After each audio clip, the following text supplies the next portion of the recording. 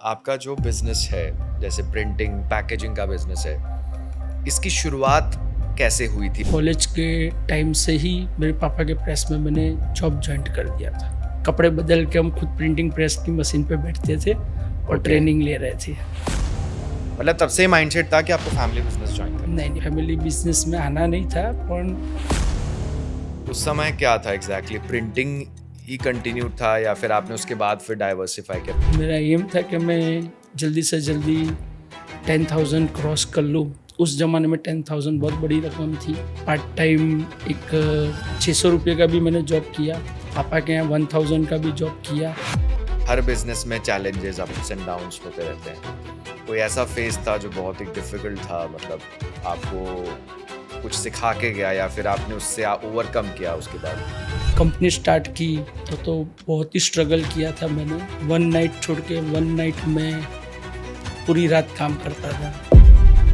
Printing और packaging, इन दोनों में फ़र्क क्या होता है? क्या डिफरेंस होता है? एआई पूरी तरह से रिप्लेस कर देगा डिज़ाइनर्स को। एआई बना सकता है डिज़ाइन, उसको जब प्रिंटिंग करना है तो उसको एक सपोर्ट फाइल भी चाहिए। एआई बहुत गलती भी कर रहा है, ऐसा नहीं कि एआई 100% श्योर, शायद फ्यूचर में कर लेगा।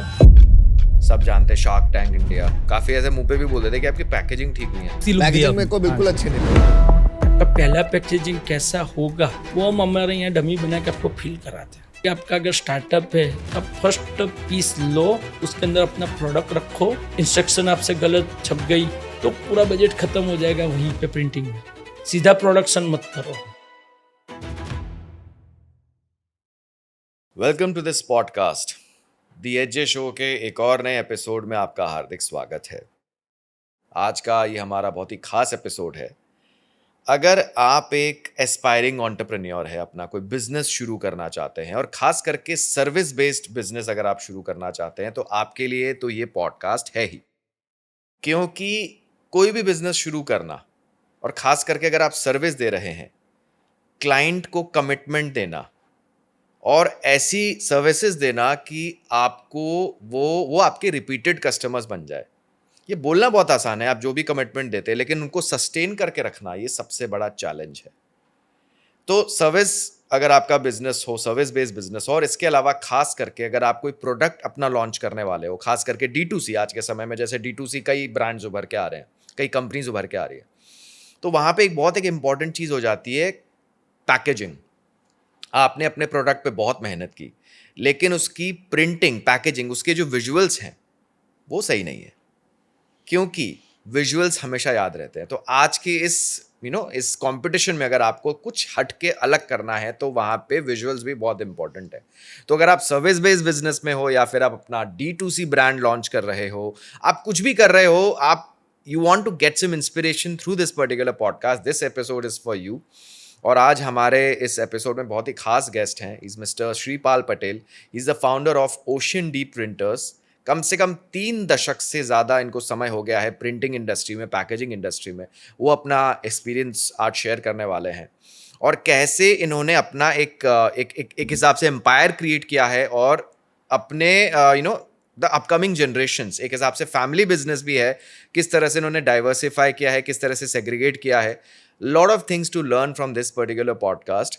तो आप बने रहिए इस पॉडकास्ट के साथ और हम जल्दी शुरू करते हैं आज का एपिसोड। और एक और चीज़ मैं खास करके कहना चाहूँगा, ओशियन डीप प्रिंटर्स के डोमेस्टिक एक हिसाब से इंडिया में क्लाइंट्स रहे हैं, ओवरसीज क्लाइंट्स भी रहे हैं, और श्रीपाल पटेल जी को नेशनली, इंटरनेशनली, दोनों जगह से इन्हें अवार्ड्स भी मिले हैं इस पर्टिकुलर इंडस्ट्री में। सो एक बहुत बड़ा अचीवमेंट है, कई कस्टमर्स हैं, कई क्लाइंट्स हैं। सो डेफिनेटली आप बने रहिए इस पॉडकास्ट के साथ। So Shripal ji, welcome to this podcast. Thank you. So काफ़ी समय से हमारी एक डिस्कशन हो रही थी about having a conversation, and finally we are having it. So सबसे पहले मैं जानना चाहूँगा, आपका जो बिज़नेस है, जैसे प्रिंटिंग पैकेजिंग का बिज़नेस है, इसकी शुरुआत कैसे हुई थी? मतलब if I am not wrong, ये आपका एक फैमिली बिज़नेस रहा है सही और बात है। 1995 से लगभग। थोड़ा इसके बारे में आप बता सकते हैं? जब मैंने 12th पास किया कॉमर्स से, तो मैं कॉलेज के टाइम से ही मेरे पापा के प्रेस में मैंने जॉब ज्वाइन कर दिया था okay, as a worker. Okay, तो लगभग तो वो 1991-92 से मैंने एज अ वर्कर मेरे पापा की फैक्ट्री में खुद ही एक ऑनेस्टली जेन्युइन वर्कर बन के कपड़े बदल के हम खुद प्रिंटिंग प्रेस की मशीन पे बैठते थे और Okay. ट्रेनिंग ले रहे थे। ओके। आपकी उस समय में तकरीबन मतलब कह सकते हैं 15-20 साल की एज, यस यस। उस समय में आपने ज्वाइन कर लिया था। हाँ हाँ। मतलब तब से माइंडसेट था कि आपको फैमिली बिजनेस ज्वाइन करना नहीं नहीं, मैं एक्चुअल साइंस में टॉपर स्टूडेंट्स था। है। ओके कुछ रीजन की वजह से मैं 12th साइंस फेल हुआ। ओके फिर मैंने साइंस की जगह कॉमर्स ज्वाइन किया और फैमिली बिजनेस में आना नहीं था, पर कुछ ऐसे सिचुएशंस हुए कि मैं फैमिली बिजनेस में एज ए वर्कर की तरह जॉब ज्वाइन किया और एक जुनून था कि मैं 18 साल की उम्र में खुद के पैर पे खड़ा रहूँगा। ओके। तब जो बिजनेस मॉडल था या जिस प्रकार का बिजनेस था उस समय क्या था एग्जैक्टली? प्रिंटिंग ही कंटिन्यूड था या फिर आपने उसके बाद फिर डाइवर्सिफाई किया? थोड़ा आप और बता सकते हैं? जब मैंने जॉब ज्वाइन किया तो मेरा एम था कि मैं जल्दी से जल्दी 10,000 क्रॉस कर लूँ। उस ज़माने में 10,000 बहुत बड़ी रकम थी। तो मैं पार्ट टाइम एक 600 रुपये का भी मैंने जॉब किया, पापा के यहाँ 1000 का भी जॉब किया। 17 साल की उम्र से ही ऐसा था कि मैं कुछ करके दिखाऊं। तो ओके उसीलिए वो था। और 18 साल की उम्र में जैसे ही फिनिश हुआ मैंने अपना खुद का बिजनेस 1995 में जब किया तब मैं 21 साल का था। ओके तो 2-3 साल का एक्सपीरियंस था और आगे बढ़ने की बहुत ख्वाहिश थी। प्रिंटिंग में आना नहीं चाहता था, पर ऑनेस्टली प्रिंटिंग को ही फिर बिजनेस बनाना पड़ा। तो ओके पर उसमें भी मैंने बहुत ही दिल लगा के काम किया, तो जिससे हम लोग आगे बहुत बढ़े और आज ट्रू स्टोरी बना के रखा है। नाइस। तो इसमें हर बिजनेस में चाहे वो प्रिंटिंग हो पैकेजिंग हो हर बिजनेस में चैलेंजेस अप्स एंड डाउन्स होते रहते हैं। होते कोई ऐसा फेज था जो बहुत ही डिफिकल्ट था, मतलब आपको कुछ सिखा के गया या फिर आपने उससे ओवरकम किया उसके बाद?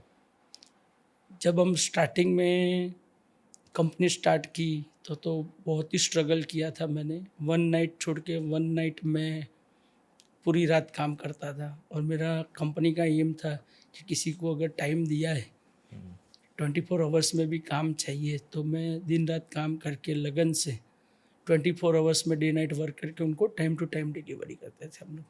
तो हमारी कंपनी का लोगो है, उसके नीचे लिखा है फॉर फास्ट एंड एक्यूरेट। तो आज भी हम काफ़ी चीज़ें कस्टमर जो चाहे उससे बिफोर टाइम अभी भी हम डिलीवरी कर देते हैं। Fast and accurate fast and accurate हमारी कंपनी Okay. का वो है। हम Tagline फास्ट भी है। काम करेंगे और एक्यूरेट भी करेंगे। ओके। तो ये लगभग आपने 1995 से जब आपने शुरू किया तब हार्डकोर प्रिंटिंग। हाँ, जो अनबिलीवेबल टाइम होता है वो टाइम में भी हम टाइम टू टाइम डिलीवरी करके दे सकते हैं। ओके। एक और चीज़ है आपका, जो फैमिली बिजनेस चल रहा था क्या वो एक अलग चीज़ थी, आप अलग दिशा में लेके गए, ऐसा कुछ डिफरेंस हुआ था क्या? हाँ, हमारे पापा लोग और उनके आगे वाली पीढ़ी ट्रेडर प्रिंटिंग से प्रिंटिंग करती थी। जब मैं आया तो मैंने पूरा ऑफसेट, उस टाइम पे नया इनोवेशन था, तो हमने ऑफसेट से प्रिंटिंग करना स्टार्ट किया। आप दोनों को डिफाइन कर सकते हैं for a Yes. Layman to understand कि जैसे आप कह रहे हैं कि जो वो ट्रेडर प्रिंटिंग और आप क्या लेके आए, थोड़ा अगर आप मैं डिफरेंस बता सकते हैं? समझाऊंगा आपको कि ट्रेडर प्रिंटिंग में हमारे पास 7 ट्रेडर्स थे ओके जो सिंगल छोटी सी कॉपी प्रिंट करती थी और पूरे दिन में छोटी कॉपी 10,000 प्रिंट होती थी एक मशीन में, मैक्सिमम 8 आवर्स या 10 आवर्स में। ऐसी 7 मशीन में 70,000 कॉपी पर डे प्रिंट होती थी एवरेज। पर जब ऑफसेट का इनोवेशन था तो उसमें ऐसा था कि हम पूरे महीने का काम 1 डे में फिनिश कर सकते थे। ओके जो 70,000 कॉपी है उसको बड़ी सीट में डाइवर्ट करते हैं तो एक सीट में 5 या 6 एप्स आते हैं और 1 आवर में आप, उस टाइम के ज़माने के जो मशीन थे वो 5 to 6,000 कॉपी 1 आवर में निकलती थी। और ये प्रिंट क्या होता था एग्जैक्टली? ऑफसेट मशीन में शुरुआत में सब लोगों के पास सिंगल कलर्स मशीन थे, फिर 2 कलर, फिर 4 कलर, फिर 6 कलर। तो हमने इनोवेशन ये किया कि जो ये काम है उसका ब्लॉकिस के खर्चे भी बहुत आते थे ट्रेडर प्रिंटिंग में, जबकि पॉजिटिव बनने के बाद वो 1 टाइम खर्चा था, पर वो लाइफ टाइम चले और उसका खर्चा भी ट्रेड ब्लॉकिस से कम आता था। प्लेट बनती थी उससे भी वो रीयूज भी हम कर लेते थे।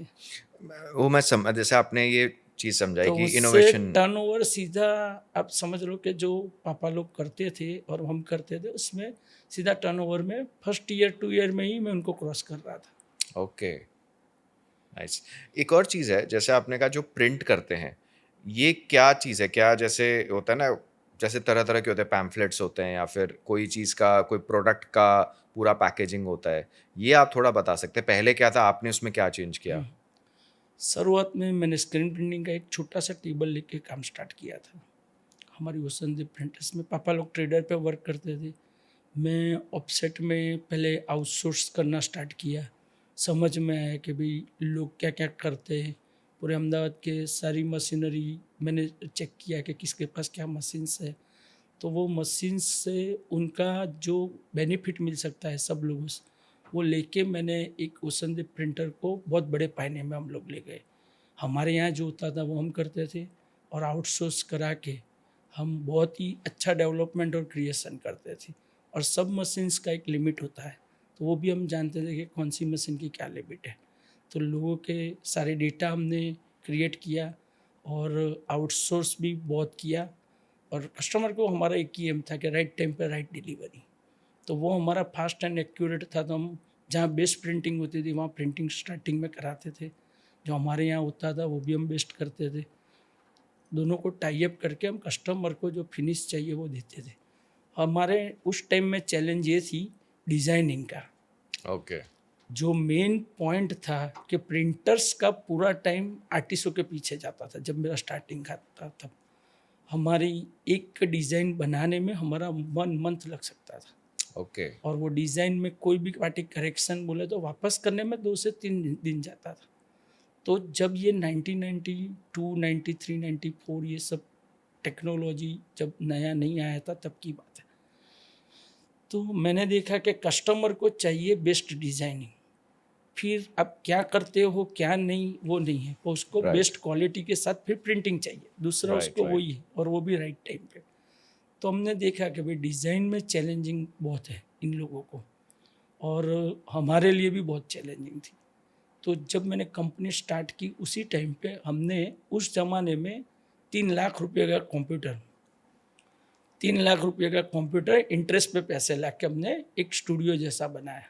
ओके। और कस्टमर को in house designing free of charge, free of charge याद रखो, हमने डिज़ाइनिंग का 1 रुपया लिए बगैर 1922 तक कोई भी कस्टमर से हमने डिज़ाइन चार्ज नहीं लिया है, डिज़ाइन फ्री।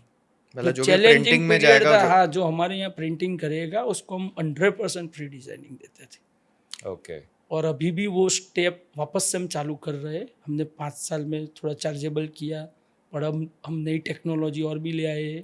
कभी हमने हमारा नया स्टूडियो वापस से अपग्रेड किया है, और हमने AI base free designing start किया अभी जस्ट। तो और भी हम नया सबसे लेटेस्ट टेक्नोलॉजी वाला, कस्टमर जो थिंकिंग करता है वो हमारे यहाँ है, और वो जैसा बोलेगा वैसा AI बेस अभी हम क्रिएशन देंगे सबको। एक और चीज़ मुझे समझनी थी, जैसे हम प्रिंटिंग की बात कर रहे हैं, डिज़ाइन की बात कर रहे हैं, प्रिंटिंग और पैकेजिंग इन दोनों में फ़र्क क्या होता है? क्या डिफरेंस होता है, जो काफ़ी लोगों को जैसे डाउट होता है इस चीज़ में? जो प्रिंटिंग है वो पैकेजिंग और प्रिंटिंग में फ़र्क यह आएगा कि प्रिंटिंग जब होती है वो पैकेजिंग के ऊपर एक प्रिंटिंग होती है, समझना। प्रिंटिंग है यानी उसमें आप कुछ भी, विजिटिंग कार्ड भी प्रिंटिंग में आता है, लेटर पे प्रिंटिंग में आता है, बॉक्स भी प्रिंटिंग में आता है, न्यूज़पेपर प्रिंटिंग में आता है। तो वो प्रिंटिंग है। पेपर के ऊपर जो भी प्रिंटिंग होगा, मशीन से, स्क्रीन प्रिंटिंग से, हैंडमेड से, कोई भी तरीके से, तो वो प्रिंटिंग है। तो प्रिंटिंग का तरीका है अब कुछ भी चीज़ कोई भी पेपर पे प्रिंट करना। और पैकेजिंग है तो प्रिंटिंग करने के बाद उसको डाई शेप में क्रिएट करके उसको डाई शेप में बना के कस्टमर को देना।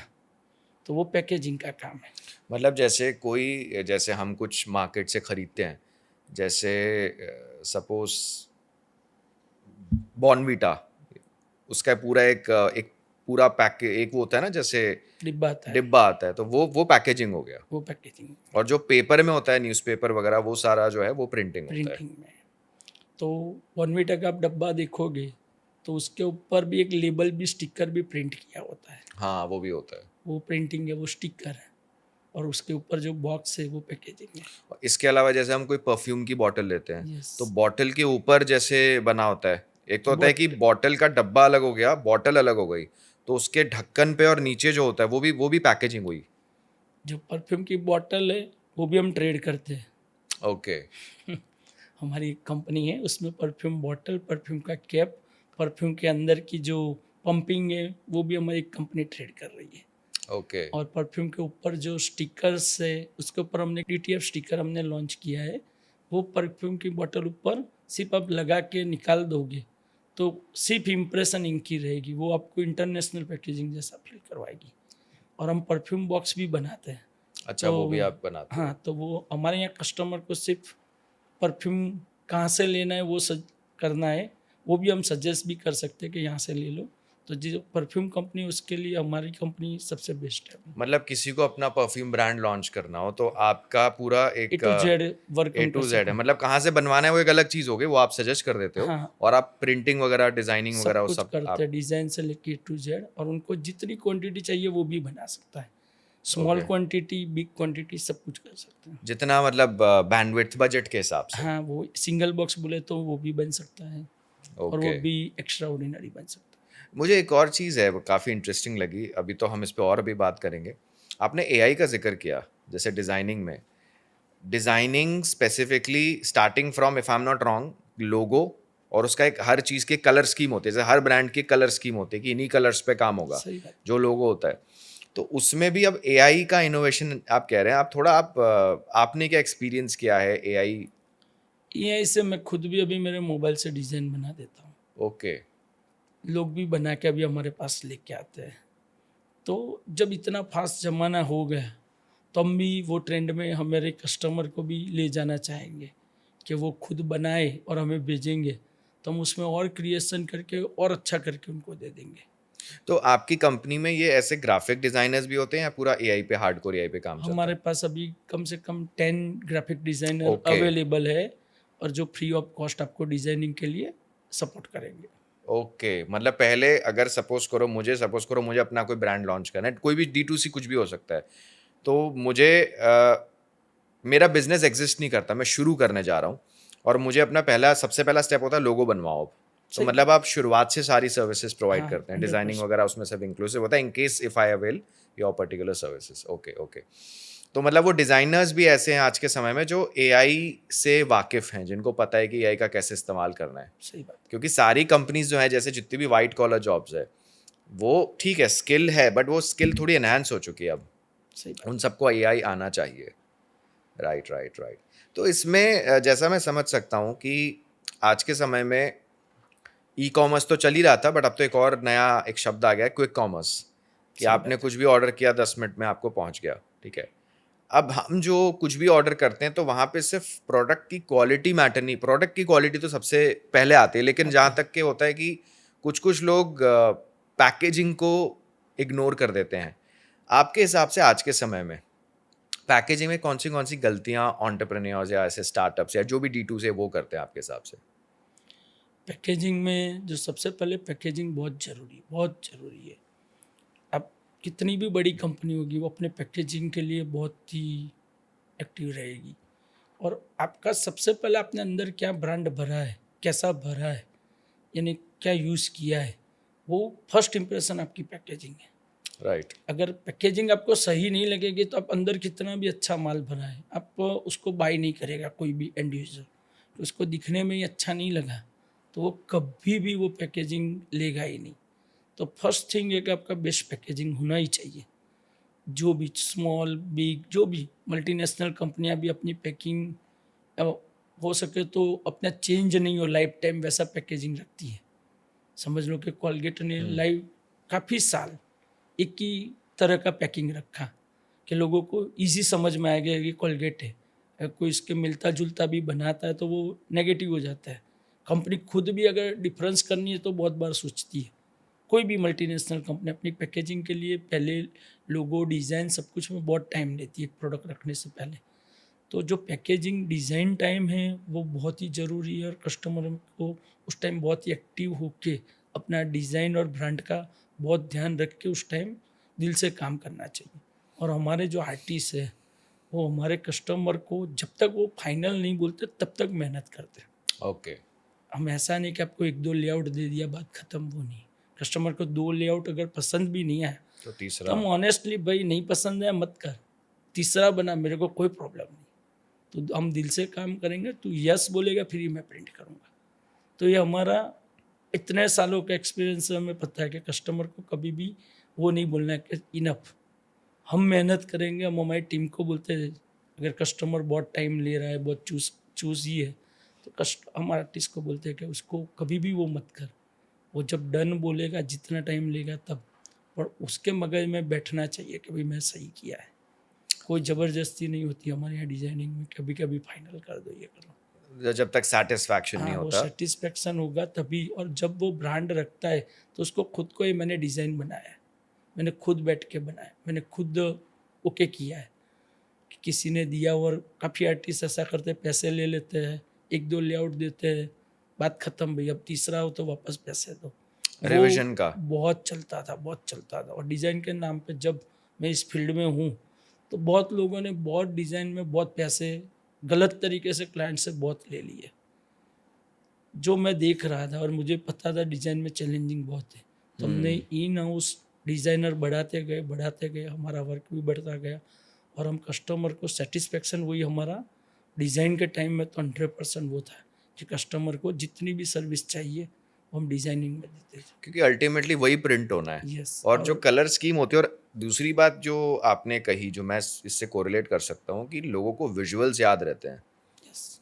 कोई भी चीज़ होती है ना, आप कहीं पे भी जाते हो, मतलब ये just not just about the products and packaging.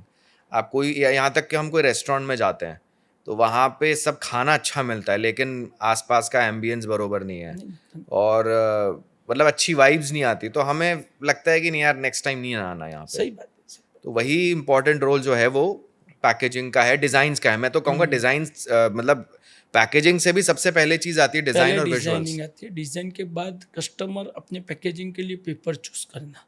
हाँ। अगर वो पेपर भी ABC क्वालिटी होती है पेपर में।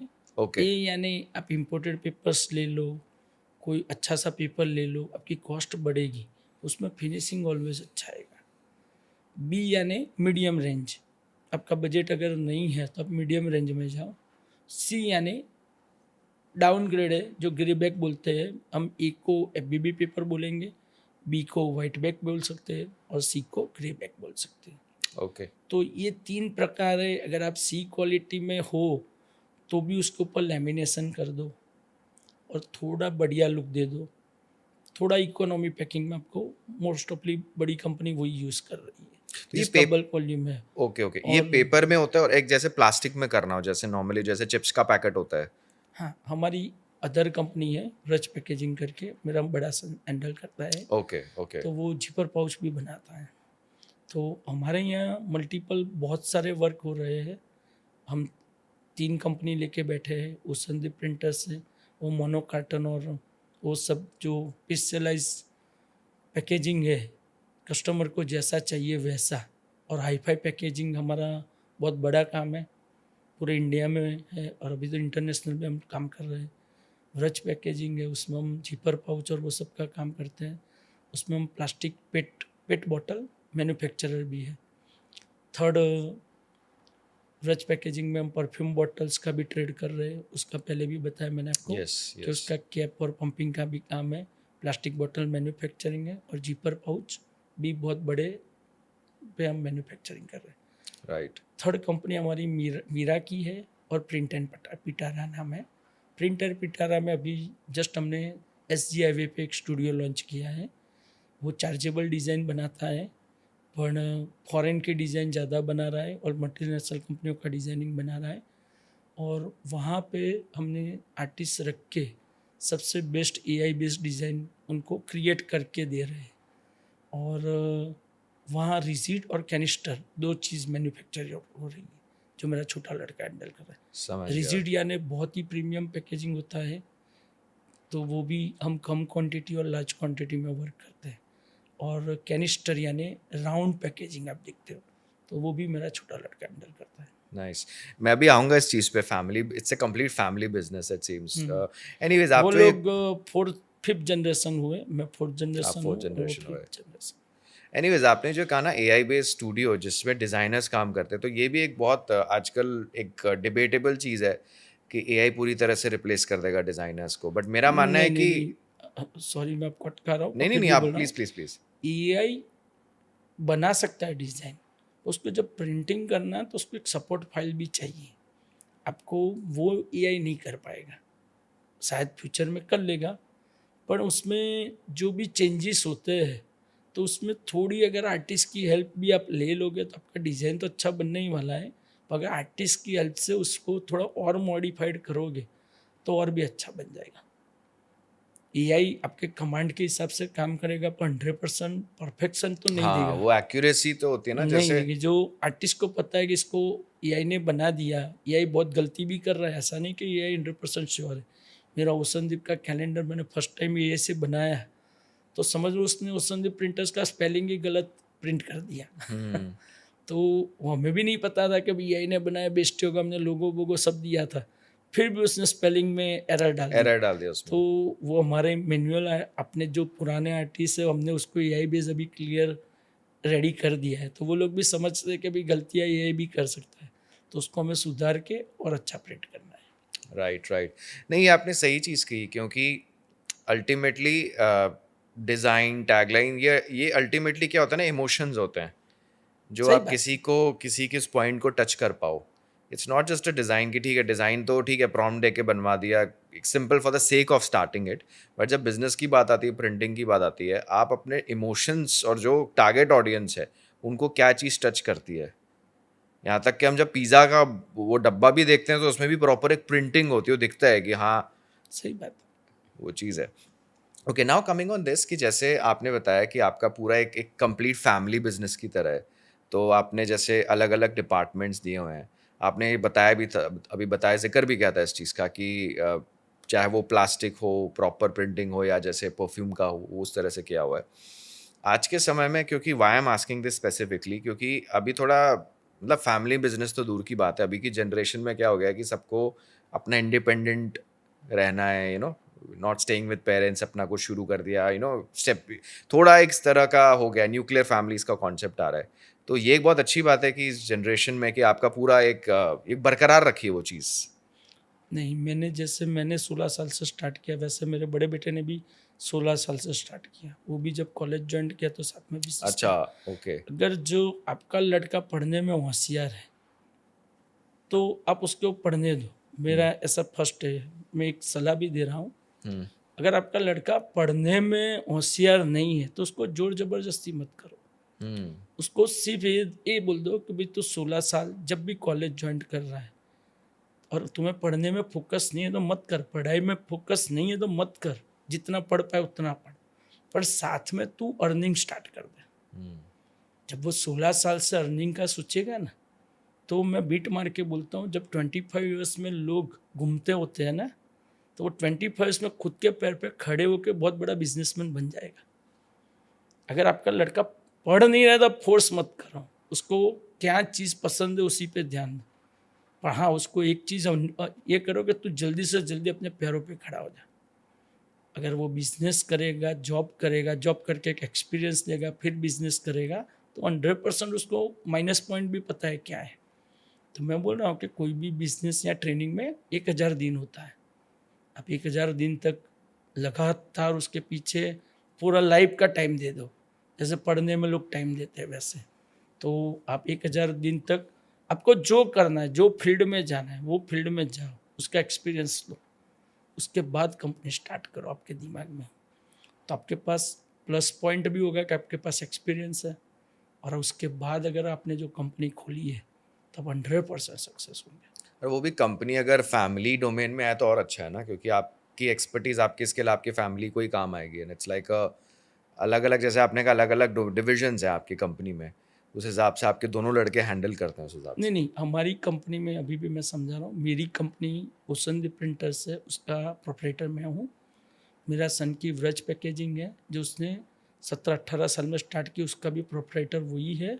अच्छा, ओके, और मेरा छोटा सन है, उसकी मीरा की और प्रिंट पिटारा करके उसकी 2 कंपनी है, उसका अच्छा, भी प्रोपराइटर वही है। अच्छा, इंडिपेंडेंट एक मतलब एक सारी डोमेन कंपनी वही है। अलग है, सारे अकाउंटेंट अलग है, सारी कंपनियों का ऑफिस अलग है, सब स्टाफ अलग है, सब कुछ अलग है।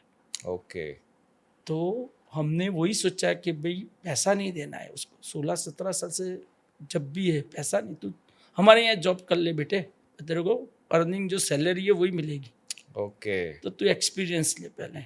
2 साल पार्सल भी करना पड़ता है उनको, ऑनेस्टली मजूरी लेबर की तरह एज अ ट्रेनिंग देनी दी जाती। सबसे जो लास्ट वर्कर है ना, उसी की सैलरी से उनका स्टार्टअप होता है कि भाई सेठ का लड़का है, आजा कुर्सी पे बैठ जा, वो फील नहीं है। अरे ये तो बहुत सीखने वाली चीज है। तो मैं वही समझा रहा हूँ कि अगर ओके, बच्चे को आगे लाना है तो उसको आप क्या हो वो भूल जाओ, उसको भी भुला दो, उसको नीचे से आगे आने दो, तो उसको काफ़ी बार रोना होता है, काफ़ी बार पापा का प्यार चला जाता है, पहले प्यार ही देखा होता है, और जब देखता है कि पापा हार्डवर्क करवा रहे हैं, काफ़ी चीज़ें उनको पसंद नहीं है, काफ़ी चीज़ें मुझे भी पसंद नहीं है, फिर भी वो करनी पड़ती है, रोना रुलाना भी हो जाता है काफ़ी बार इमोशनल चीज़ पे, पर जब हार्ड डिसीजन होता है तभी अपने बच्चे आगे आते हैं।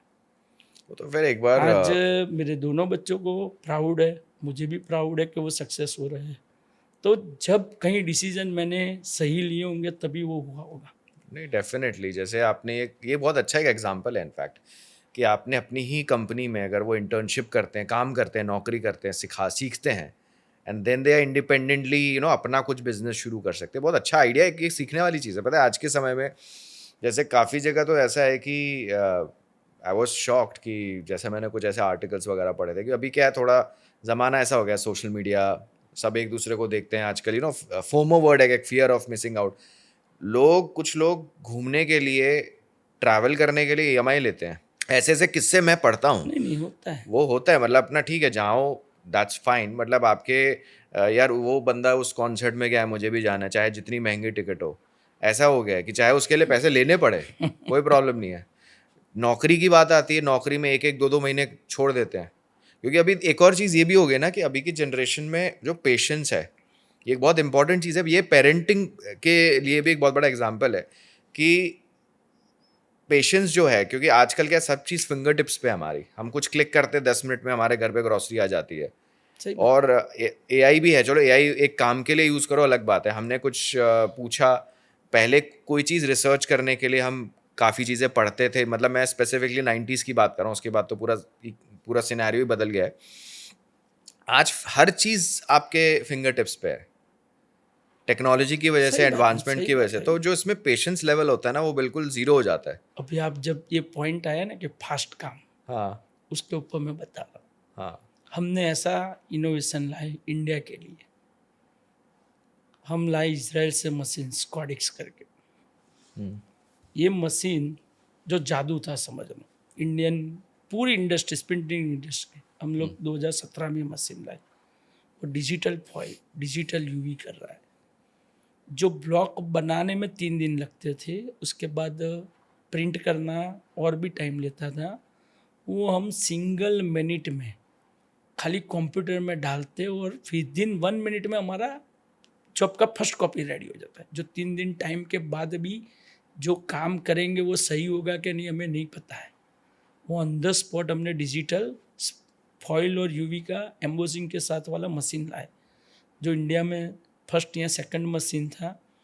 पर वो जो 3D प्रिंटिंग, आपको एम्बोसिंग यूवी वाली फीलिंग जो ला के हमने दिया, तो आज हमारा स्टूडियो कैसा है कि अगर कस्टमर हमारे यहाँ आया या ऑनलाइन भी उसने डिज़ाइन ओके कर दी, फिर उसको क्या क्या करना है वो हमसे शेयर कर लिया, तो विद इन 1 आवर में हम कस्टमर चाहे वो पेपर, कस्टमर चाहे वैसा प्रिंटिंग, कस्टमर चाहे वैसा उसके ऊपर ग्लोज, मैट, वेलवेट, ऐसे फिनिशिंग का लेमिनेशन, उसके बाद उसके ऊपर 3D डिजिटल फॉइल यूवी से हम, उसके बाद कस्टमर जो चाहे वो शेप, जैसा डाई कटिंग चाहिए वैसा ऑन द स्पॉट करके विद इन 1 आवर में उसके टेबल पे पूरा इंटरनेशनल पैकिंग उसके हाथ में 1 आवर में दे देते हैं। ओके, तो ये जो डिज़ाइन हमने किया कि मेरा काम था फास्ट एंड एक्यूरेट देना, तो मैंने पूरा गेम चेंजिंग किया पूरी इंडस्ट्रीज़ में। कि भाई आप ये वर्क कर सकते हो और आप विद इन 1 आवर में अपने 100 बॉक्स लेके जा भी सकते हो, आपको जैसा चाहिए ऐसा। अगर सिंगल डे आपके पास टाइम नहीं है और आपको आज के आज ही पैकेजिंग चाहिए, तो हमने ऐसा इनोवेशन किया कि हमने पूरा कस्टमर सुबह आता है और शाम को अगर उसको डेमो के लिए भी 1 पीस चाहिए तो भी ले जा सकता है। कल उसको मीटिंग है तो सुबह आया हमारे पास, सुबह से 3 बजे तक उसने डिज़ाइन फाइनल कर दी, तो हम 3 से 6 में हमारा स्पेशल डिज़ाइनिंग का ये जितना भी फास्ट काम कर सकते हैं वो हम करते हैं। और 6 बजे सारी डमी हम ऑल ओवर इंडिया भेजते हैं, कुरियर जाता है Okay. हमारे यहाँ से। और अगर कस्टमर हमारे यहाँ अवेलेबल है तो हम उसको एंड टू एंड दे देते हैं। ओके ओके, पूरा मतलब टेक्नोलॉजी से पूरा टेक्नोलॉजी में वर्ल्ड वाइड। और अभी हमने हमारे स्कॉडिक्स मशीन में कास्ट एंड क्योर 2 साल से वो भी एक अप्लाई किया, वो भी सॉफ्टवेयर हमने अपडेट किया। तो कास्ट एंड क्योर एक और भी 3D लुक देता है, जो समझ लो कि मैं अभी चाइना गया तो भी मुझे उस प्रकार की प्रिंटिंग नहीं दिखाई दी कहीं पे, जो हम डेवलप कर चुके हैं। तो हमारा काम हमेशा इनोवेटिव पैकेजिंग करना है। नॉर्मल पैकेजिंग सब करते हैं, हमारी इंडस्ट्रीज में बहुत करते हैं। लोकल गांव में भी प्रिंटिंग प्रेस की मशीनें सब कर रहे हैं। और मैं हमेशा कस्टमर मेरे पास नॉर्मल जॉब भी लेके आता है तो मैं पहला सजेस्ट वही करता हूँ, सर आप अपने यहाँ पे ये चीज़ हो सकती है तो आप वहीं पे करा लो। मैं तो करूँगा वो बेस्ट होगा आपसे और मेरे रिजल्ट में 50% का अलग फर्क भी होगा। आएगा, पर आपको ट्रांसपोर्टेशन और वो कॉस्ट भी नॉर्मल प्रिंटिंग के लिए करना कंफर्टेबल है। अगर आपको इनोवेटिव करना है तो पूरे इंडिया में बोलूँगा कि भाई हमारे जैसा ऑप्शन आपको नहीं मिलेगा। तो सर जब ऐसे, जैसा आपने कहा कि ठीक है ट्रांसपोर्टेशन का एक अलग कॉस्टिंग हो गया, बट अगर जो लोग आपके पास इसी रेडियस के लोग आते हैं और थोड़ा सब डेवलप कर लिया, प्रोडक्ट वगैरह सब है, बट इसके लिए कहते हैं यार इतना थोड़ा ये it's on a higher side या कॉस्टिंग इसकी ज़्यादा है, उनको आप क्या नहीं हम कहते हैं? कॉस्टिंग भी बेस्ट देते हैं, ऐसा नहीं है। ऐसा ओके। मेरा काम, हम समझ रहे हैं कि भाई जो फील्ड से लोग आ रहे हैं, कभी भी हमारा ये नहीं है कि हम कस्टमर को कोई भी गलत रेट दे। ओके ऑनेस्टली हमारा रेट होता है और उसके ऊपर भी हमारा नॉर्मल मार्जिन है। हम कस्टमर को जो अगर अहमदाबाद में है तो फ्री डिलीवरी भी देते हैं, अगर आउटसाइड है तो उसको ट्रांसपोर्ट तक की हमारी फ्री सर्विस भी है। यहाँ जो लोकल ट्रांसपोर्ट बोलेगा वहाँ तक हम पूरा मटेरियल भी, पैकिंग भी फ्री देते हैं। और सब कुछ मिला के हम जब उसको देते हैं तो वो अगर कॉस्ट गिनेगा, डिज़ाइन फ्री है, डिलीवरी का ये पैकिंग फ्री है। क्योंकि काफ़ी प्रिंटर्स क्या करते हैं कि डिज़ाइन का अलग से लेते हैं, बॉक्स का रेट डाउन भर के भी दे देते हैं, फिर पैकिंग चार्ज लेते हैं, डिलीवरी चार्ज लेते हैं। तो ये हाइड कॉस्ट में भी कस्टमर को समझ में नहीं आता है। और हमारा ऐसा है कि ओपन एक ही रेट लगेगा, आपको और कोई खर्चा नहीं लेना है। तो वो अच्छा है कि भी कस्टमर को बेवकूफ़ बनाने वाला सिस्टम हमारा पहले से आपका पूरा ट्रांसपेरेंट है। ट्रांसपेरेंट है। और हम हर कस्टमर का एक व्हाट्सएप ग्रुप क्रिएट करते हैं। ओके, पूरी वहाँ कोऑर्डिनेशन। पूरा हमारा एक टीम आता है, 7-8 लोग एक हमारे हर व्हाट्सएप में होते हैं। उसमें अकाउंटेंट है, डिज़ाइनर है, सब लोग हैं। कस्टमर को जो चाहिए, और इवन हम मैनेजर भी उसी में रखते हैं। तो कस्टमर जब भी बोलता है मुझे ये चाहिए, ये माल का स्टेटस क्या है, तो भी हम एक व्हाट्सएप के ग्रुप ही उसको आंसरिंग कर देते हैं। राइट। आपने जैसे बताया ना कॉस्ट इफेक्टिव, ये क्योंकि क्या होता है ना, एक होता है किसी का एस्टैब्लिश्ड बिजनेस होता है, ऐसे भी लोग होते हैं जिनका बिल्कुल स्टार्टअप है, अभी नया नया शुरू कर रहे हैं, और अभी तो मतलब बिजनेस को चलाना, ग्रो करना तो दूर की बात है, अभी तो शुरुआत है, सही बात है। तो उनका कैपिटल थोड़ा लिमिटेड होता होगा कि बहुत लिमिटेड होता है। हमारे पास आते हैं स्टार्टअप वाले, बहुत लोग आते हैं। हम स्टार्टअप के लिए तो, उनके लिए तो कम क्वांटिटी बनाने वाले इंडिया में प्रेस ही नहीं है, समझ लो। तो अपने यहाँ पे वो सेटअप है कि पूरा डिजिटल, अगर आपको 1 पीस चाहिए, 10 पीस चाहिए, 100 पीस चाहिए, तो भी इजीली बन सकता है। ओके। मुझे एक और चीज़ पूछनी थी, जैसे अगर कोई स्टार्टअप आपके पास आया और आपका काम अच्छा लगा, उसको अच्छा लगेगा, अब वो कहते हैं कि यार हमें सारी चीज़ें आपसे ही करवानी है, जैसे वो एक तो हो गया कि उनकी पैकेजिंग हो गई, वो तो एक कैटेगरी हो गई। काफ़ी लोग क्या करते हैं, अपने टी शर्ट्स वगैरह भी प्रिंट वगैरह डिज़ाइन कराते हैं, वो एक अलग कैटेगरी हो गई। बट क्या ऐसा होता है कभी कि कहते हैं यार आप ही कुछ हमें रिसोर्स वगैरह बता दो? हम बता देते हैं, जेन्यून अगर है तो जो हमें कोई जेन्यून लगा होगा तो उसका नंबर दे देंगे उसको। अच्छा, क्योंकि ये भी एक इसका पार्ट होता है, जैसे आज बहुत सारी चीज़ें नहीं, हम उसको डिज़ाइन बना के दे भी देते हैं, उसका चार्जेबल होता है। जो हम हमारे यहाँ से आउटसोर्स होगा तो उसका हम नॉमिनल चार्ज बना के उसको फॉरवर्ड कर देंगे। क्योंकि ऐसा होता है ना, काफ़ी एग्जीबिशंस होते हैं तरह तरह के इंडस्ट्री में, जैसे मुझे एक जैसे मैं समझता हूँ, जैसे ये गांधीनगर में होता है, जैसे खाद्य खुराक करके होता है, वहाँ पे ज़्यादातर फूड इंडस्ट्री के लोग होते हैं, तो मैंने देखा है कि एग्जीबिशन होते हैं और अपनी ऑफ कोर्स वो वहाँ पे इनफैक्ट मैं वही अभी रिकलेक्ट कर रहा था, जैसे काफ़ी वो सप्लीमेंट्स होते हैं ना, तो उसमें ऑफ कोर्स पैकेजिंग वगैरह वो तो मतलब वो तो आपका ही काम हो गया कि वो आपने प्रॉपर करके दे दिया, बट उन्होंने अपनी टी शर्ट्स भी पहनी होती है सही है। तो ब्रांडिंग के लिए। तो हमने टी शर्ट प्रिंटिंग की भी मशीन लगाई थी, ओके हमारे पास अभी भी पड़ी भी है। ओके पर हमें इतना इम्प्रूव नहीं लगा, तो हमने वो काम में ज़्यादा ध्यान नहीं दिया। ओके, तो वो आप किसी को रेकमेंड कर देते हैं उस चीज़ हाँ, में? वो हमारे यहाँ मशीन है, पर मशीन हम आपकी खुद है? यूज़ नहीं कर रहे अभी। ओके, उसको क्या पर डे वर्किंग में लेना पड़ता है, हाँ हाँ और हाँ, वो नहीं करो तो उसका हेड चॉकअप हो जाता है। Right right right. वो जब भी कस्टमर जो नहीं कर सकते तो वो उनके लिए सजेशन भी अच्छे से देते हैं। समझ गया। अच्छा, अब मैं थोड़ा समझना चाहूँगा वैरायटी ऑफ बिजनेसेस जिनको आपने अपनी सर्विसेज ऑफर करी है, एक एक एग्जांपल के साथ। बेशक आप इट्स ओके अगर आप उनका नाम ना ले, इट्स फाइन, कोई बात नहीं। बट उसमें जैसे यहाँ तक कि हम जैसे कोई रेस्टोरेंट में जाते हैं उसका मेन्यू कार्ड होता है, वो एक अलग कैटेगरी हो गई। वो भी हम हम बनाते हैं। वो भी आप बनाते हो, तो उसमें हम कुछ चिप्स का नमकीन का पैकेट खरीदते हैं, आप थोड़ा मुझे तो एग्जांपल्स के वो साथ। भी पाउच हमारे यहाँ बनता है। वो भी बनता, तो आप मुझे थोड़ा वैरायटी बता सकते हो? मैं थोड़ा ये समझना चाहूँगा क्योंकि यहाँ पे हम पैकेजिंग की बात कर रहे हैं, कितनी वेराइटीज़ हैं? नहीं नहीं, हम अकेले पैकेजिंग में नहीं है, फर्स्ट तो मैं आपको क्लियर कर दूँ।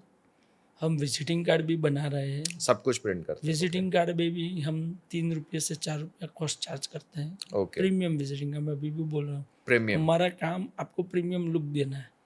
वो संदीप फास्ट एंड एक्यूरेट है, अभी उसका नाम प्रीमियम क्वालिटी में ज़्यादा चल रहा है। ओके, तो विजिटिंग कार्ड आपको नॉर्मल नहीं बना के देंगे। जो हम विजिटिंग कार्ड बनाएंगे वो आपको आपकी पहचान कुछ अलग ही दिखाई देगी। मेरे एक क्लाइंट ने मुझसे शेयर किया कि उसने एक विजिटिंग कार्ड बनाया था, कहीं उसको एयरपोर्ट अथॉरिटी से कुछ प्रॉब्लम हुई, उन्होंने उनका विजिटिंग कार्ड मांगा। जैसे ही मेरा वाला कार्ड दिया उसने, फॉल्स बॉल्स करके चमकदार कार्ड, तो वो भी इम्प्रेस हो गया वो कार्ड देख के। तो उसको भी लगा ये कोई अलग ही पहचान वाला बंदा है, तो उसको ऑन द स्पॉट जो भी प्रॉब्लम थी फटाफट सॉल्व भी कर दी। सिर्फ उसने खुद शेयर किया था जो मैंने आप लोगों से शेयर किया। Okay, got it got it. ठीक है, मैं अब करेक्ट करता हूँ, प्रिंटिंग एंड पैकेजिंग पूरी चीज़, हाँ, कितने वैरायटी के क्लाइंट्स हैं? थोड़ा मैं ये समझना चाहूँगा जिनको आपने डिलीवर किया हुआ है। अभी तक हमने कम से कम 25,000 क्लाइंट्स को सर्विस दी है। उसमें से काफ़ी लोग अभी हमसे कंटिन्यू हैं। हमारा 25,000 व्हाट्सएप ग्रुप चल रहा है टोटल हमारी सारी कंपनियों का मिला के, और एक्टिव बहुत सारे ग्रुप है। वो देखने के लिए भी हमने एक टीम रखी हुई है कि हर टीम में क्या चल रहा है, क्या वो हो रहा है, कस्टमर क्या मांग रहा है वो भी, और उनको इजी वे में एकदम काम करके दे रहे हैं। तो आपको जो दिमाग में थॉट है क्या बनाना है क्या नहीं करना है, तो आप ग्रुप में डाल दो। हमारी पूरी टीम उनको इज्जत से सबके ग्रुप बना के रखे कि ये काम है तो ये पार्ट करेगा, ये करेगा वैसे। तो इनको एकदम इजी मोड पे हमने क्रिएशन करके दिया। उनको डिज़ाइन पसंद नहीं आती है तो वो व्हाट्सएप में लिखते नहीं पसंद है, ऑन द स्पॉट उनका दूसरा डिज़ाइन भी जाता है। ओके, तो मतलब इसमें तो कई सारी वैरायटीज हो गई, मतलब ये तो और प्रिंटिंग एंडलेस। में कस्टमर को जो भी विजिटिंग कार्ड चाहिए वो देते हैं, लेबल्स बना के देते हैं, स्टिकर्स बना के देते हैं। उसमें भी इनोवेटिव बहुत सारी चीज़ें करके देते हैं। डिजिटल में अगर उनको एक सीटी भी चाहिए तो भी हम कुरियर करके भेजते हैं। एक सीट में नॉर्मल प्रिंटिंग करना है, उसको जैसा चाहिए वैसा कट करना है तो वो ऑन द स्पॉट करके हम दे सकते हैं। उसके ऊपर फॉइल करना है, यूवी करना है, कास्ट एंड क्योर करना है, तो टेक्नोलॉजी वाइज उसको अपनी प्रीमियम अगर 100 प्रोडक्ट पड़ी है उसमें से उसको अपना कुछ नया दिखाना है, तो हमारे पास बॉम्बे, बेंगलोर, कलकत्ता जो बड़ी बड़ी सिटी है, मेगा सिटी, वहाँ से हमारे पास ज़्यादा से ज़्यादा क्लाइंट आते हैं ओके, कि सर हमें हमारी ब्रांड को कुछ नया करना है तो आप कुछ करिए। तो हम उसको डिज़ाइन में भी बेस्ट करके देते हैं, और उसके बाद के जो उसको प्रोडक्ट को उसके बजट के हिसाब से, फर्स्ट समझो उसका बजट है वो हम पूछ लेते हैं कि सर आपका बजट कितना है, तो वो बजट के हिसाब से उसको क्या सही लगेगा क्या क्या बेस्ट हो आएगा वो सकता है भी हम उसमें? बता देते हैं। मतलब उस बजट में क्या बेस्ट हो सकता उसमें है हम ऑप्शंस? 2 चीज़ पे जाते हैं। एक डिजिटल है जो थोड़ा कॉस्टली है, जो उनको ऑन द स्पॉट मिलता है, सिंगल डे 2 डे में डिलीवरी होता है। और अगर प्रोडक्शन है बहुत बड़ी क्वांटिटी, उसको कॉस्ट इफेक्ट है, तो हम उसको जैसे प्रिंटिंग करते हैं वैसे करके उसमें भी सारी इफेक्ट करते हैं। जैसा वो चाहते हैं उसके बजट के हिसाब से बल्क क्वांटिटी। अगर किसी के पास 1 लाख पैकेजिंग के बॉक्स है, उसका बजट ये है, तो हम उसको सजेस्ट करें तुम्हारा इतनी इतनी चीज़ आएगी तो अच्छा रहेगा। और नॉर्मल लुक अगर वो देना चाहते हैं तो नॉर्मल भी हम करके देते हैं, पर हम कस्टमर को ये भी समझाते कि अगर बाज़ार में अपना पैकेजिंग रखा तो पूरी दुनिया से हटके पैकेजिंग होगा, तभी कस्टमर पहला पैकेजिंग तेरा लेगा। और वो उसके लिए तुम्हें अपना पैकेजिंग पूरे गांव से थोड़ा कॉस्ट प्लस भी होगा, तो पैकेजिंग में पैसा डालोगे तो ये अच्छा दिखेगा। ये एक बहुत इंपॉर्टेंट चीज़ है। जैसे आज के जैसा आपने कहा, खास करके D2C में अगर हम कहीं से ऑर्डर भी करते हैं, जैसे हम कोई भी वेबसाइट पे ऐप पे गए, हम स्क्रॉल करते हैं तो हमारा ध्यान कहीं ना कहीं, ठीक है अभी एक फैक्टर हो गया रेटिंग्स रिव्यूज़, बट ध्यान पैकेजिंग में भी जाता है। आपके हिसाब से जो एस्पायरिंग एंटरप्रेन्योर्स है, स्टार्टअप से क्या गलती कर देते हैं इस चीज़ में? तो स्टार्टअप में जो लोग होते हैं, पहले तो डिज़ाइन में खुद दूसरे की पैकेजिंग जब आप खुद करते हो तो बाज़ार के जितने भी डिज़ाइन चल रहे हैं उनका रिसर्च करो। हम्म वो कौन सी साइज़ ले रहे हैं, आप भी देखो कि वो साइज़ नेसेसरी है। तो वो पहले वो देखो कि भाई मार्केट में पैकेजिंग साइज़ क्या चले। आप जो रख रहे हो वो कुछ नया बनाने जा रहे हो, वो चलेगा कि नहीं वो 100% श्योर नहीं। आप इनोवेटिव करोगे, चल भी जाए वो भी आपका नसीब है, पर आप उसमें रिसर्च पहले करो कि उस पैकेजिंग में क्या क्या लिखा है, वो क्या दे रहा है, और उसके सामने आप क्या नया देने वाले हो। हम्म अगर आप कुछ इनोवेटिव कर ही रहे हो और नया ही कर रहे हो तो कुछ इनोवेटिव डालो ना। हम्म अगर आप समझ लो कोई प्रोडक्ट है वो चल ही रही है उसकी, तो वो उसका बिजनेस फिक्स है, उसका टारगेट फिक्स है। और जब आप नया कर रहे हो तो आप अपनी तरफ से उस प्रोडक्ट को बीट करने के लिए आपके पास कोई वर्ड्स होना चाहिए, कोई चैलेंज होनी चाहिए कि ये चल रहा है पर मेरी उससे ये 2 चीज़ तो प्लस है, मेरा पैकिंग भी उससे अच्छा है, मेरी प्रोडक्ट भी अच्छी है। अगर आप वो बेचने जाओगे तो अगर कुछ नया है तो कोई भी समझदार आदमी आपको चांस देगा कि भाई बंदे नया है पर उसमें कुछ दम है। तो वो अगर 100% वैसा करेगा तो उसके सक्सेस होने के चांसेस बढ़ जाएंगे। ये सही बात है। एक और चीज़ है, जैसे कई स्टार्टअप्स वगैरह नए एस्टैब्लिश्ड होते हैं, या कुछ ऐसे स्टार्टअप्स होते हैं, कई ऐसे एस्टैब्लिश्ड कंपनीज होती है। अब जैसे एक सब जानते हैं शार्क टैंक इंडिया, काफ़ी लोग जाते हैं और पिच करते हैं।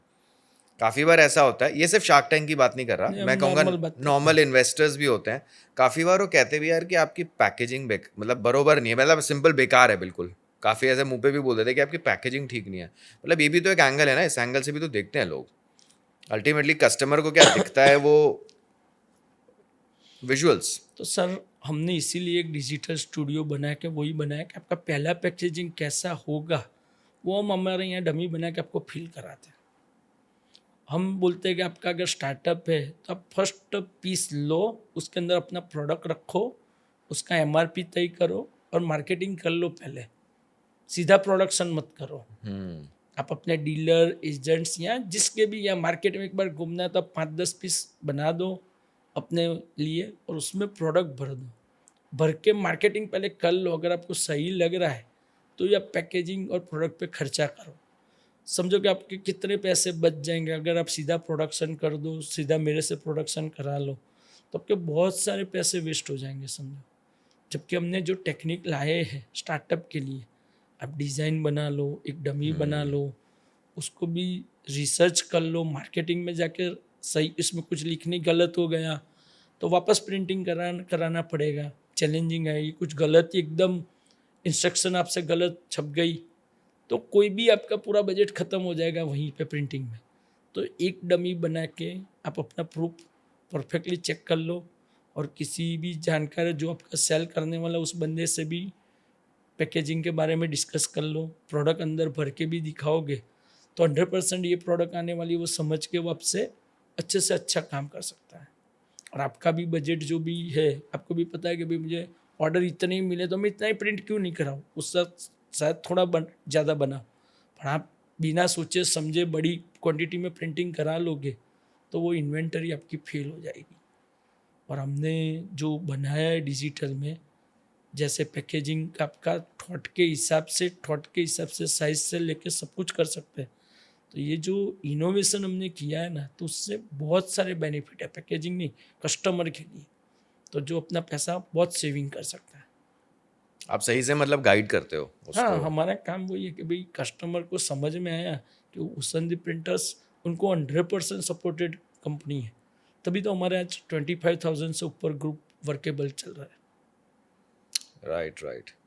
नहीं, इसमें जैसा मैंने कहा कि सदियों से प्रोडक्ट्स पैकेजिंग वगैरह सब चलते आ रहा है, प्रिंट से एक अलग कैटेगरी हो गई, बट आज के समय में नो डाउट अपॉर्चुनिटीज़ काफ़ी हो गई है और आपके पास एक माध्यम है ऑनलाइन।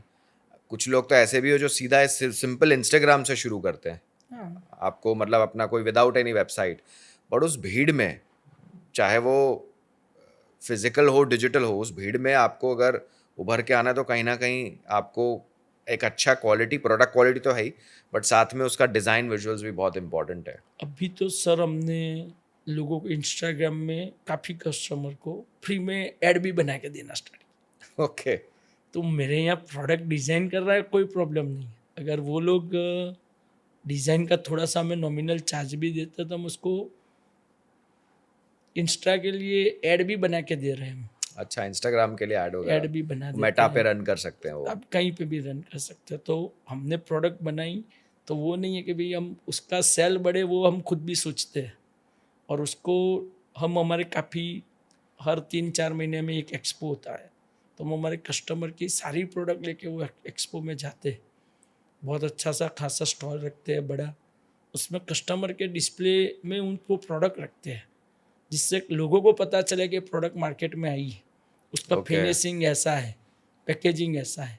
तो काफ़ी बार ऐसा होता है कि जो होलसेलर होते हैं उस चीज़ फील्ड के, वो देखते हैं कि ये प्रोडक्ट ऐसी इतनी फिनिशिंग वाली है, तो वो बंदा कौन है, वो हमसे एड्रेस भी लेते हैं सब, तो हम कांटेक्ट भी करवाते हैं वहाँ पे।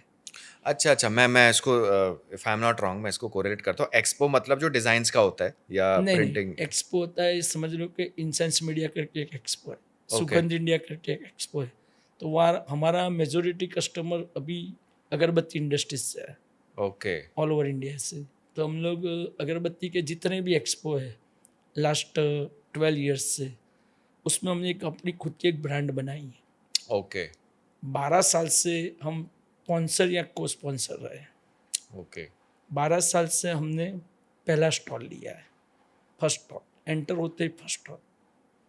और जितनी भी बुक बनी है एक्सपो की, उसमें फर्स्ट पेज फर्स्ट ऐड हम दे रहे हैं। ओके तो एक हमने एक ब्रांडिंग बना के इंसेंस मीडिया में सबसे बेस्ट पैकेजिंग इंसेंस इंडस्ट्रीज में, तो वो संदीप का है। ओके। तो वहाँ पे आप अपना जैसे मतलब एक क्लाइंट हो गया एक हिसाब से, उनका आप एक हिसाब से आपका भी एक डेमो भी हो गया, अपने इस तरह से डिज़ाइन वगैरह किया हुआ है, पैकेज किया हुआ है, और किसी को अगर पसंद आया उसी इंडस्ट्री का तो आप उनका संपर्क भी करा देते हाँ, दोनों को वहीं पे कांटेक्ट या नंबर शेयर कर लेते हैं हम लोग। हैं। Right right. तो हम इनोवेटिव अगरबत्ती में जब हमने पैकेजिंग स्टार्ट की, तो वो मेरे पापा बनाते थे, दादा भी बनाते थे, मैं भी बनाता था। पर 2012 के बाद मैं अगरबत्ती इंडस्ट्रीज़ में एग्रेसिवली गया। एक्चुअल मैंने 1995 में जब कंपनी स्टार्ट की, तो हम विजिटिंग कार्ड, कंकोत्री और मेरा काम था गारमेंट बॉक्स बनाना। ओके सॉरी, मैं इसको एक बार पापा ऐड ऑन लोग करता हूँ। अगरबत्ती का बॉक्स बनाते थे, मैंने गारमेंट बॉक्स से स्टार्ट किया। मैं एक चीज़ इसमें ऐड ऑन करना, कंकोत्री मतलब शादी का कार्ड। शादी का हाँ, शादी का कार्ड, उसको शादी भी। का कार्ड भी आज हम इतना बेस्ट बना के हम उसमें नेशनल अवार्ड लेते हैं। ओके तो हमारा इनोवेटिव होता है हर चीज़ में। हम अभी भी शादी के कार्ड बना भी रहे हैं, पर एकदम प्रीमियम क्वालिटी में जाता है। तो जब 1995 में मैंने एकदम छोटे स्केल पे काम स्टार्ट किया, तब मैंने देखा था कि अहमदाबाद में हम पापा लोग तो अगरबत्ती का पूरे गुजरात का प्रिंटिंग का अगरबत्ती का पैकेजिंग था, वो नॉर्मल प्रिंटिंग जो चलता था उस ज़माने में, उसमें वो लोग हैप्पी भी थे कि उनके पास तो भी वर्कलोड बहुत था और लिमिटेशन का उनका कॉन्सेप्ट भी होता है कि 9 बजे आओ 6 बजे क्लोज करो, काम हो उतना ही होगा और यही करेंगे और लाइफ में आराम से जिएंगे वाला सच। मेरा थोड़ा अलग था कि भाई मुझे पूरी दुनिया से 2 कदम आगे दौड़ना भी फास्ट था, काम भी फास्ट करना था। तो मैंने ऑफसेट पे फोकस किया और समझा कि वो ऑफसेट में जो काम पापा महीने करते हैं वहाँ एक दिन में हो सकता है। तो वहीं से हमने चैलेंजिंग स्टार्ट किया।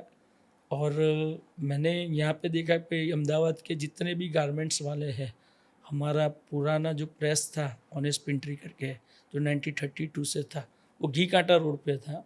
और घी कांटा रोड पे गारमेंट वाले हमारे बहुत सारे आजू बाजू में थे। हम काम अगरबत्ती का कर रहे थे, और मुझे वहाँ अपॉर्चुनिटी दिखाई दी कि गारमेंट बॉक्स है, वो बहुत बड़ा बिजनेस है। मैंने मेरे फ्रेंड्स के साथ एक नया कंपनी स्टार्ट किया, और वो 1 साल बाद हम दोनों ने अच्छे से फ्रेंड्स ने वो कंपनी बंद कर दी, और फिर वो बिजनेस मैंने अकेले स्टार्ट कर दिया। तो गारमेंट बॉक्स में चैलेंजिंग ये थी कि लोग बॉम्बे बॉक्स बनाने जाते थे, और काफ़ी रेट भी ट्रांसपोर्टेशन का भी लगता था, डिलीवरी टाइम भी कोई शेड्यूल में नहीं था। और वो गारमेंट बॉक्स को मैंने अहमदाबाद में बनाना स्टार्ट कर दिया। तो एक समझ लो कि सही टाइम पे सही चीज़। तो बहुत लोगों को डिमांड बहुत थी, हम दिन रात काम करें तो भी नहीं पहुंच पाया ऐसा। और जैसे जैसे जैसे काम बढ़ता ही गया, हम उसमें भी काफ़ी बार GGMA करके है, उसमें स्पॉन्सर भी रहे। उसके बाद हमें और भी सपोर्ट मिला एसोसिएशन और वो लोगों से। हमारे क्लाइंट बेस उस टाइम पे 5000 क्रॉस कर गए थे गारमेंट में। दूसरा चैलेंज हमने गारमेंट इंडस्ट्रीज में देखा था, गारमेंट के टैग। जो गारमेंट के टैग बनाने लोग चाइना जाते थे, तो वो चैलेंज मैंने देखा कि ये चीज़ तो हम तो एक नॉर्मल थोड़ी सी मशीन बना के हम ये काम कर सकते हैं। तो हमने ऑन द स्पॉट वो सारी मशीन डेवलप कर ली। गारमेंट बॉक्स, गारमेंट टैग, सब कुछ इन हाउस बहुत अच्छे से हम बनाने लगे। तो गारमेंट टैग में हम एक टाइम इतना बड़ा काम कर रहे थे कि बिलीव नहीं करो कि पूरे इंडिया में हमारे एजेंट थे, और सब हैप्पी। गारमेंट का 2012 से पहले इंडियन गारमेंट में जो मैन्युफैक्चरर थे वो बहुत हैप्पी थे। पहले, अभी नहीं। अभी तो सब मल्टीनेशनल कंपनी आ गई। अभी जो गारमेंट इंडस्ट्रीज की हालत बोलो तो बहुत कम लोगों की अच्छी होगी। तो 2012 में हमें पता नहीं क्या कि हमें कुछ लगा कि कुछ चेंज होगा, तो हम खुद अगरबत्ती फील्ड में वापस आए, जो पापा वाले थे वो। और पापा वाली कंपनी मैंने, मेरे पापा की डेथ 1997 में हो गई थी, तो उसके बाद वो कंपनी मैंने मेरे अंकल को दे दी, और मेरी खुद की वैसे भी 1995 में कंपनी बन चुकी थी। तो मैं ओशन डीप प्रिंटर्स, हम डिवाइड हो चुके थे। तो अच्छा, तो मैंने काफ़ी साल तक अगरबत्ती फील्ड में ध्यान भी नहीं दिया, क्योंकि अंकल ऑलरेडी अगरबत्ती इंडस्ट्रीज़ में काम कर रहे थे। तो उन्होंने 2005 में वो कंपनी क्लोज कर दी। तो हमारे पुराने कस्टमर वापस मेरे पास भी आए, तो हमने वो कंपनी का जो जो ओल्ड कस्टमर थे उनको वापस हमारे साथ जोड़ा। तो देखा जाए तो गारमेंट से लेके अगरबत्ती से लेके आज के समय में इतने स्टार्टअप्स, कुछ रेस्टोरेंट्स वगैरह, मैं मान रहा हूँ कि ऐसे कई रेस्टोरेंट्स अभी वगैरह मैं भी आपको होंगे। वो भी बताऊँ कि जब हम बॉम्बे से बॉक्स बनाते थे गारमेंट वाले, तो एक टाइम मैंने वो भी किया कि बॉम्बे वाले बॉक्स मेरे यहाँ बनाने आते थे। ओके। तो पूरा गेम हमने चेंज किया। हमने इतना अच्छा प्रिंटिंग दिया कि हमारे बॉम्बे में भी, सॉरी मुंबई में भी बहुत सारे क्लाइंट अभी भी है गारमेंट बॉक्स लेने वाले। इवन बेंगलोर से भी मेरे यहाँ बॉक्स गारमेंट के बनाने आ रहे हैं, यहाँ पे प्रिंट कराने के अपने लिए। कंपनी में बनाने आते हैं। तो हम क्वालिटी ऐसा दे रहे हैं, रेट भी सही दे रहे हैं, तभी वो लोग अपने यहाँ, वो बोलते हैं कि यहाँ बॉम्बे के रेट से बेंगलोर के रेट से आपके रेट एकदम सही है। ट्रांसपोर्ट के बाद भी हमें रेट चीप पड़ रहा है। कोऑपरेशन भी आपका पूरा मिलता है, हाँ, जैसे डिज़ाइन आपने से कहा। लेकर सब टीम पूरा काम करती है। उनको स्टॉक चाहिए तो हम स्टॉक भी मेंटेन कर लेते हैं, जिससे क्या होता है कभी कस्टमर को माल चाहिए, पर उनका शॉप का दुकान अगर छोटा है तो वो बल्क में बना सकता है, सही, पर अपनी दुकान में रख नहीं सकता है। तो उसके लिए हमने एक बहुत बड़ा गोडाउन सिस्टम भी स्टार्ट किया कि कस्टमर को बल्क चाहिए, चलो बना दो कस्टमर के PO के हिसाब से। तो उनको जैसे जैसे चाहिए वैसे डिलीवरी हो, वैसा हमने एक शेड्यूल सेट करके दिया। मतलब आपके यहाँ वो होगा जब हाँ, उनको, जब मतलब जैसे ही वो स्टॉक मैसेज खत्म हो करेगा गया। तो यहाँ से ट्रांसपोर्ट में गया, उसको 2 दिन में डिलीवरी मिल जाएगी। ओके, जैसे वो। तो उसको बहुत कंफर्टेबल जोन में रखा। क्या, जब बॉम्बे में जगह बहुत छोटी है तो उसको तो माल पूरा डिब्बा भेज दूंगा उसका ऑर्डर का तो ख़त्म। अगर वो छोटी छोटी क्वांटिटी बनेगा तो उसको महंगा पड़ेगा। तो हमने उसके लिए एक फैसिलिटी बनाई कि उसको कंफर्ट रहे, उसके लिए हमने खुद एक बहुत बड़े गोडाउन रखने स्टार्ट कर दिए। मुंबई में तो वैसे ही जगह की हाँ, कमी उनको होती है। पता है कि भाई आज ऑर्डर करेंगे तो कल डिलीवरी आ जाएगी। ओके। उनको कॉन्फिडेंस, वो हमें सुबह बता देते हैं, शाम को हम डील कर, दूसरे दिन मुंबई पहुंच जाए, वैसा भी हमने सेट करके रखा। Right right right. नहीं, बहुत बढ़िया। मुझे आपका पूरा ओवरऑल जैसे आपने सारी आज गारमेंट चीज़ें। टैग में भी जो लोग चाइना में बनाते थे, हमने उसके कम दामों में हमारे 100 से ज़्यादा एजेंट रख के garment tag all over India distribute करना सीखा और सिखाया सबको, और बहुत बड़ा काम किया जब वो गारमेंट टैग का काम। फिर 2012 के बाद वो भी डाउनफॉल हुआ पूरा इंडस्ट्रीज। तो सर एक और चीज़ है, जो लोग सर्विसेज में आते हैं, जैसे आपका एक एक जॉनरा हो गया, ओवरऑल डिज़ाइन, प्रिंटिंग, पैकेजिंग, पूरा एक ओवरऑल इसको देखें। अभी भी कई नए ऐसे लोग हैं, एस्पायरिंग एंटरप्रेन्योर्स, बिजनेस ओनर्स, जो सर्विसेज वगैरह में आते हैं।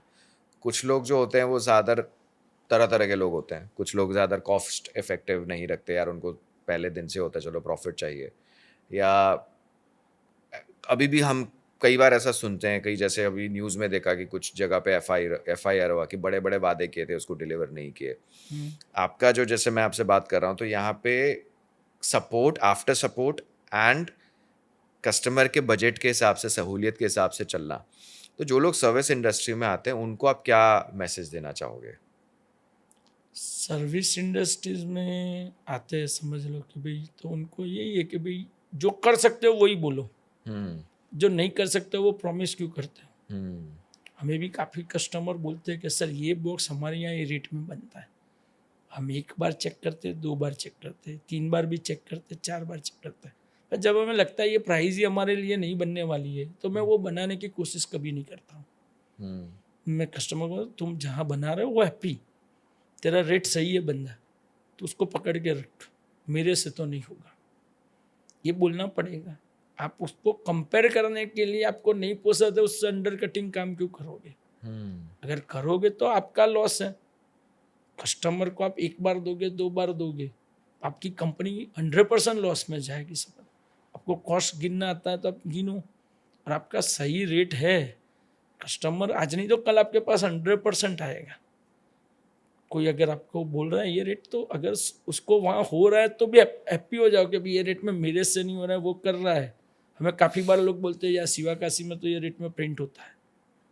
काफ़ी बार जब मैं नया नया था तो हम गिन गिन के थक जाते थे, हमारे रेट ही नहीं बैठते थे। अब वहाँ पेपर सस्ता होगा, वहाँ गवर्नमेंट का सपोर्ट सब्सिडी वाला बहुत अच्छा है, वहाँ डेवलपमेंट प्रिंटिंग का बहुत हब बना हुआ है। खुद वो प्रिंटिंग प्रेस खुद की इंक बनाए, उतना उतना बड़ा उसका कंजम्पशन था। अभी नहीं है, अभी वो बात क्लियर करूँ। अब उल्टी गंगा है कि शिवाकाशी से हमारे यहाँ प्रिंटिंग कराने भी आ रहे हैं। तो कभी कभी क्या होता है ना, वो घूम घाम के जगह जगह से घाट घाट का पानी पीते हैं, फिर उनको पता लगता है कि क्वालिटी क्या है। अगर सही, अगर क्वालिटी अच्छी चाहिए तो आपको फिर एक मिनिमम प्राइसिंग तो हर चीज़ की होती है ना। सही बात। वही चीज़ होती है। Right right right. तो सर आपसे बात करके बहुत अच्छा लगा, वेरी इंस्पायरिंग। और नॉट जस्ट योर स्टोरी, जो भी आपने जिस तरह की सर्विसेज वगैरह आप ऑफर करते हैं, बट जिस तरह से आप क्लाइंट को सपोर्ट करते हैं अपने, वो चीज़ मुझे बहुत जान के अच्छी लगी। फैमिली का एक पूरा जिस तरह से उसको डाइवर्सिफाई किया हुआ है। इसके अलावा जो पैकेजिंग प्रिंटिंग में नए कॉन्सेप्ट्स लेके आना, इनोवेशन लेके आना, क्योंकि होता है ना ज़माने के हिसाब से चलना होता है। So it was great talking to you. बहुत मुझे काफ़ी कुछ सीखने को मिला। एंड आपका जो भी जितनी भी सर्विसेज है, जितने भी बिजनेसेस है, उसके लिए sir wish you all the best. बहुत बढ़िया काम कर रहे हैं। Thank you. And it was great having you on this podcast.